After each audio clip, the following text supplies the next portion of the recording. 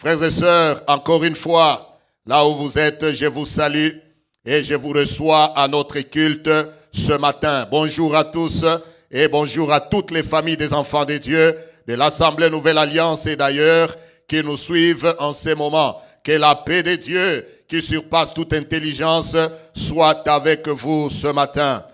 Et aussi, j'aimerais, comme je le disais tout à l'heure, vous souhaiter joyeuse fête de la Pentecôte. Aujourd'hui, c'est la Pentecôte et le Saint-Esprit a mis dans mon cœur de parler de lui ce matin. Le Saint-Esprit a mis dans mon cœur un message qui est basé sur lui. J'aimerais que, sans plus tarder dans le temps que nous avons, que nous puissions ouvrir la Bible dans le livre d'Actes des Apôtres. Là où tu es, j'aimerais que tu ouvres la Bible dans Actes des Apôtres. Actes, nous allons lire au chapitre 1er. Et nous allons lire à partir du verset 1er. Et nous travaillerons seulement dans ce chapitre ce matin. Alléluia. Nous travaillerons seulement dans Actes des Apôtres au chapitre 1er. Ce matin, nous pourrons lire des versets, d'autres versets par-ci, par-là. Mais après, nous irons aussi vers le chapitre 2. Nous lisons la parole de Dieu. La Bible dit Théophile. C'est Luc qui écrit, n'est-ce pas, à Théophile qui était un nouveau converti, un nouveau venu dans la foi en Jésus-Christ. Et nous voyons l'apôtre l'apôtre Luc, l'évangéliste qui lui écrit. Luc, pour la petite histoire, était médecin coéquipier de Paul. À un certain moment, il est celui qui a écrit l'évangile de Luc, l'évangile selon Luc. Et il a écrit également Actes des Apôtres, qui les deux semblent être comme juste une suite, un seul livre. Actes est comme la suite de ce qu'il écrivait à Théophile bien avant, n'est-ce pas, dans l'évangile. Là n'est pas le problème. Mais il dit ceci, Théophile, j'ai parlé dans mon premier livre, donc dans Luc, de tout ce que Jésus a commencé de faire et d'enseigner dès le commencement, jusqu'au jour où il fut enlevé au ciel, après avoir donné ses ordres par le Saint-Esprit aux apôtres qu'il avait choisis. Après qu'il eut souffert, il leur apparut vivant et leur en donnant plusieurs preuves, se montrant à eux pendant 40 jours et parlant des choses qui concernent le royaume de Dieu. Comme il s'est trouvé avec eux, il leur recommanda de ne pas s'éloigner de Jérusalem, mais d'attendre ce que le Père avait promis, ce que je vous ai annoncé, leur dit-il. Verset 5, car Jean a baptisé d'eau, mais vous, dans peu de jours, vous serez baptisés du Saint-Esprit. Alléluia. Jean a baptisé d'eau, mais vous, dans peu de jours, vous serez baptisés du Saint-Esprit. Frères et sœurs, j'ai tout simplement intitulé ce message, je l'ai intitulé « Chrétiens d'avant ou d'après la Pentecôte ». Chrétiens d'avant ou d'après la Pentecôte. Ou encore, si vous voulez, chrétiens d'avant et d'après la Pentecôte. Ça veut dire, il y a ces deux sortes, un peu cette nuance dans la vie chrétienne. Il y a des chrétiens qui manifestent les signes d'avant la Pentecôte. Et il y a aussi les chrétiens qui ont les signes d'après la Pentecôte. Ça veut dire après que le Saint-Esprit soit venu. Et cela ne date pas d'aujourd'hui. Si vous allez dans Acte 19, nous n'allons pas lire, vous allez trouver que l'apôtre Paul est arrivé dans la ville d'Éphèse pour la première fois. Il pose la question aux chrétiens qu'il a trouvés là-bas à Éphèse. Il dit, avez-vous reçu le Saint-Esprit lorsque vous avez cru? Il leur dit, avez-vous reçu le Saint-Esprit? J'aime souvent dire à cet endroit-là quand je le lis, même à moi-même, quand j'y réfléchis, ça veut dire que Paul avait remarqué, Paul a regardé que non, ces gens étaient chrétiens, mais il y avait difficulté à les situer. Étaient-ils chrétiens d'avant la Pentecôte ou ils étaient chrétiens d'après la Pentecôte? Ça veut dire, la Pentecôte devenait pour Paul et pour nous ce matin comme une ligne de démarcation. Même les disciples ont connu ça. Nous allons le voir tout à l'heure. Il y a des temps où ils étaient, avant la Pentecôte, il y a ce qu'ils étaient, et après la Pentecôte, il y a ce qu'ils sont devenus. Alléluia. Le vœu de mon cœur ce matin est que tu comprennes les Écritures et que tu aies le désir de vivre avec le Saint-Esprit, le désir d'être chrétien d'après la Pentecôte. C'est ça le but et le besoin, ou ce que Dieu, l'objectif que Dieu poursuit dans ta vie et dans ton cœur, dans ta foi, dans ta marche en tant que chrétien, en tant qu'enfant de Dieu. Es-tu chrétien d'avant ou es-tu chrétien d'après la Pentecôte? Pentecôte veut dire 50. Pentecôte en grec, Pentecôte vient de Penta, qui veut dire 50. Et selon les déductions, on peut dire 50, on peut aussi dire 5. C'est la raison pour laquelle nous avons des livres dans la Bible, des livres tels que Pentateuque. Lorsque nous enseignons théologiquement parlant les livres de Moïse, les 5 livres de Moïse, ça veut dire Genèse, Exode, Lévitique, Nombre et Deutéronome. Ces 5 livres de Moïse sont en un mot appelés les Pentateuques. Les Pentateuques, ça veut dire les 5 livres. Parce que Penta veut dire 50. Eh bien, voici, nous voyons ici les apôtres, 50 jours. 50 jours de quoi? Où est-ce qu'on a commencé à compter? 50 jours après la Pâque. Ah, maintenant vous comprenez. 50 jours après la Pâque. On a commencé à compter dès la Pâque. 50 jours et le Saint-Esprit est arrivé. Mais dans ces 50 jours, nous voyons 40 jours. Si vous lisez tranquillement les Écritures, dans Actes des Apôtres, 40 jours d'apparition de Jésus. Pendant 40 jours, le Seigneur est en train d'apparaître aux apôtres. 40 jours durant. Et après qu'il est apparu, il est monté au ciel. Toujours dans Actes chapitre 1er, là où nous sommes, nous n'avons pas le temps de tout lire. 40 jours après, il ne faisait que leur apparaître, leur apparaître, leur apparaître.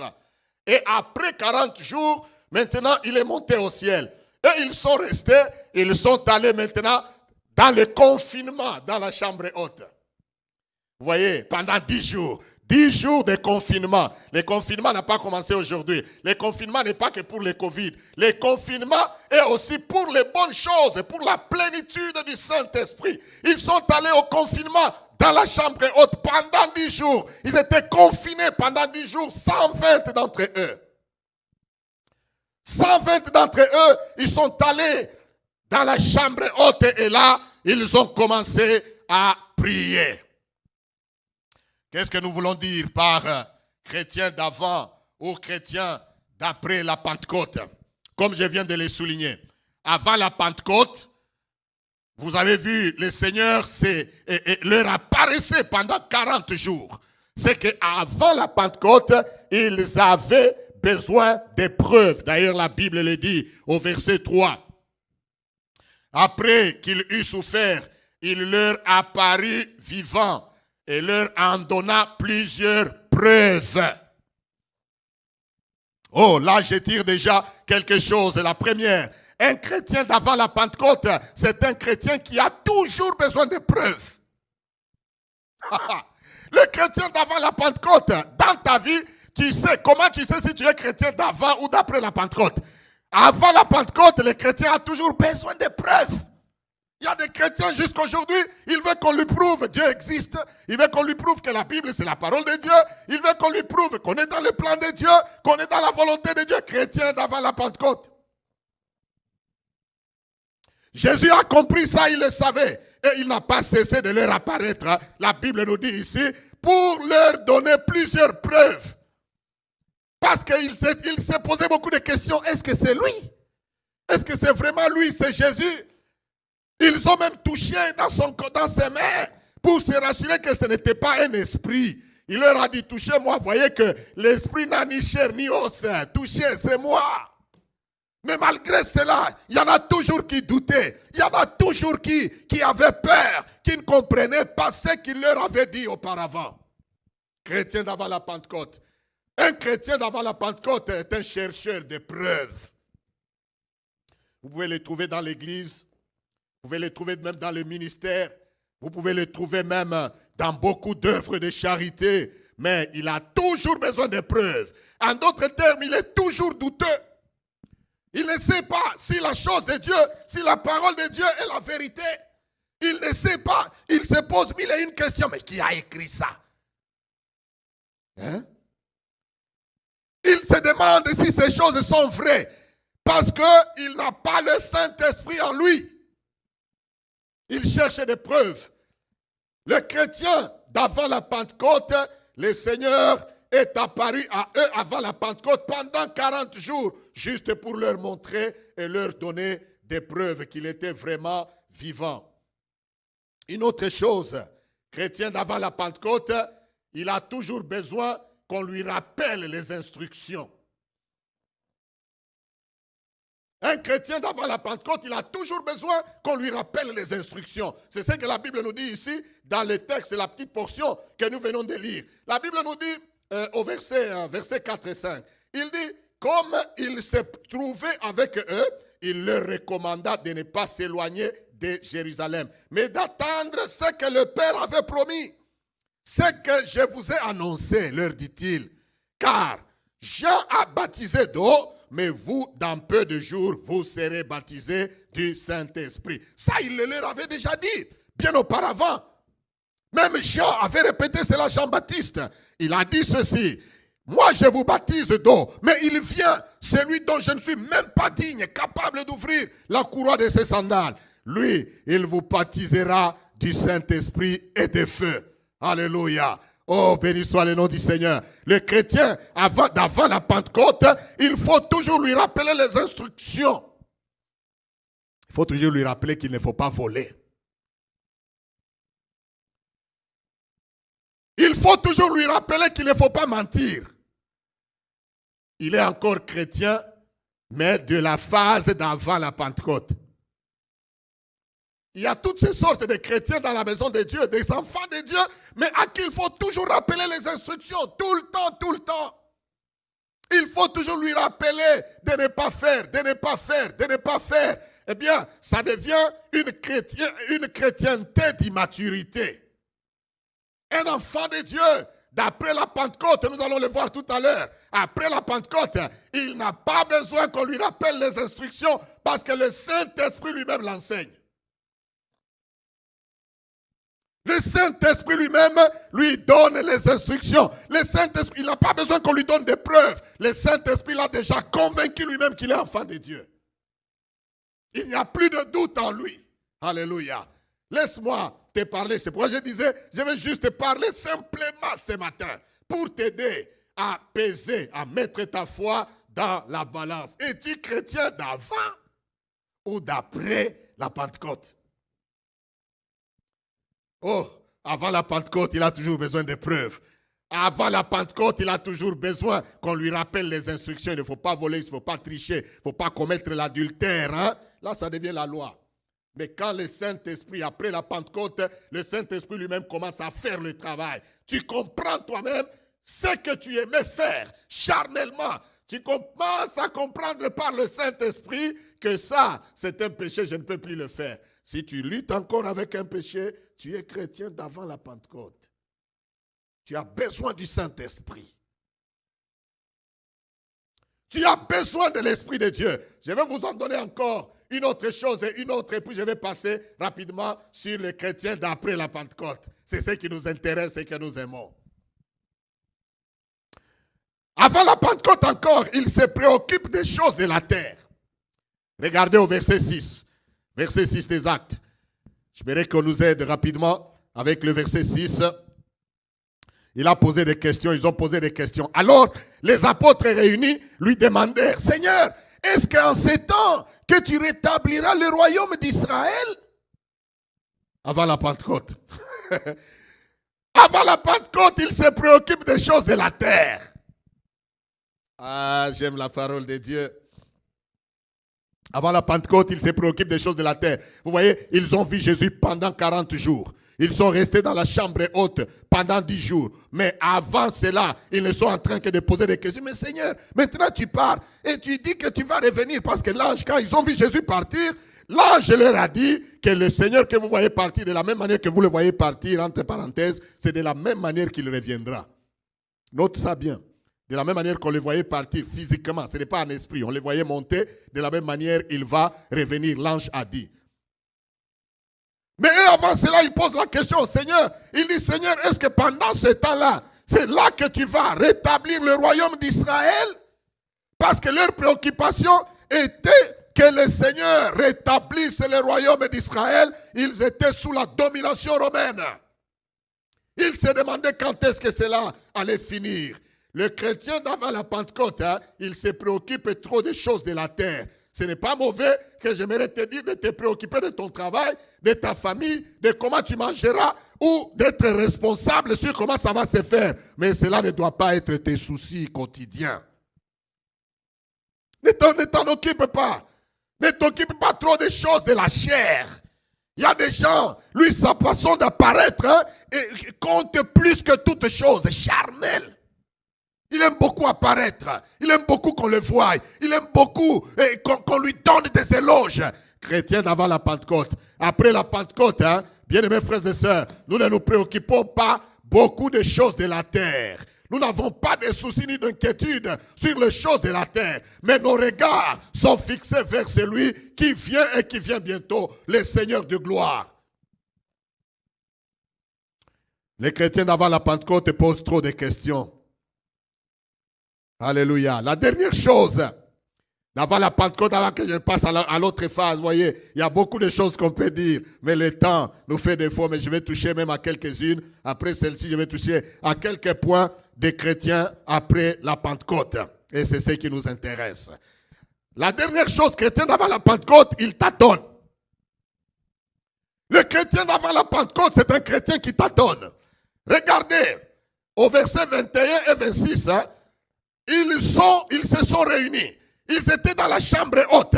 Ils se sont réunis et l'apôtre Pierre d'avant la Pentecôte, il dit, il faut donc que parmi ceux qui nous ont accompagnés tout le temps que le Seigneur Jésus a vécu avec nous. Verset 22. Depuis le baptême de Jean jusqu'au jour où il a été enlevé du milieu de nous, il y en ait un qui nous soit associé comme témoin de sa résurrection. Verset 23. Ils en présentèrent deux. Joseph, appelé Barsabas, surnommé Justus, et Matthias. Puis ils firent cette prière. Seigneur, toi qui connais les cœurs de tous, désigne lesquels de ces deux tu as choisi. Afin qu'il ait part à ce ministère et à cet apostolat que Judas a abandonné pour aller en son lieu. Verset 26 enfin. Ils tirèrent au sort. Ah, voilà, vous voyez, ils ont tiré au sort. Le sort peut te tromper. Ils tirèrent au sort et le sort tomba sur Matthias, qui fut associé aux 11 apôtres. Mais bien aimé, écoutez-moi un peu ici. Maintenant, Matthias ici, qui fut associé, ils ont choisi deux, Barsabas et Matthias. Ils ont prié. Et puis après avoir prié, le Saint-Esprit ne leur parlait pas. Ils tâtonnaient. Ils tirent au sort. Tirer au sort, ce n'était pas probablement quelque chose comme ça. Ils prennent peut-être une médaille des deux côtés. Ils disent, ok, Matthias, toi, ton côté, c'est lequel? C'est le côté ici visible. Et Barsabas, il dit l'autre côté, le dos. Ok, on va jeter là où ça va tomber, c'est toi, Matthias. Aïe, aïe, aïe. Ils vont se tromper. Ils ont tiré au sort. Paf, le sort est tombé sur Matthias. Ils ont dit non, Matthias, toi tu prends la place de Judas. Mais vous voyez, dans cela, il n'y avait pas Dieu. Parce que si vous lisez les Écritures, Matthias, il n'y a nulle part où on a même parlé de lui après cet instant. Parce que c'était des chrétiens d'avant la Pentecôte qui ne faisait que tâtonner. Ils n'ont fait que tâtonner. Bien-aimé, quand le Saint-Esprit vient dans ta vie, tu ne vas pas tâtonner. Tu sauras là où il faut mettre tes pieds. Tu sauras qui épouser. Tu sauras. Tu sauras qu'est-ce qu'il faut faire. Tu sauras quoi dire. Tu sauras comment le dire ou le faire. Tu ne vas pas tâtonner, être ici ou être ailleurs. Non, le Saint-Esprit lui-même te conduira. Le Saint-Esprit, tu ne vas pas tirer au sort. Tu ne vas pas faire comme ils ont tiré au sort ici. Je ne sais pas, ça se fait dans beaucoup de langues. Tu connais de quoi je parle, tu connais. Chez nous, quand on grandissait, on disait faire les boulindés. Il y a des chrétiens qui vivent encore avec les boulindés. Hein? Je ne sais pas, les lingalaphones, je ne sais pas. Ils disent ici, c'est... Je ne sais pas là, il y a un terme là. Mais vous savez, vous qui me suivez, vous savez. Donc un chrétien ne doit pas tâtonner. Tu ne peux pas tâtonner. Tu dois demander à Dieu, lui poser des questions claires et spécifiques et il te les dira. Il te montrera, il te conduira. Dieu est bon. Dieu est merveilleux, il est fidèle. Moi, je l'aime. Quand je prie, il y a des choses que Dieu, des fois, me dit de moi-même. Je les connais et je les vois avant. Et quand ça arrive, je sais que c'est ce que Dieu m'a montré dans la vision. Là, c'est ça la chose. Il m'a préparé, ou il m'avertissait. Vous voyez? Il faut être chrétien d'après la Pentecôte. Je vais prendre quelques minutes pour toucher un peu rapidement parce qu'après la Pentecôte, je vais encore y revenir même après le temps. Ce qui nous intéresse, c'est d'être chrétien d'après la Pentecôte. Le Saint-Esprit n'est pas venu en vain.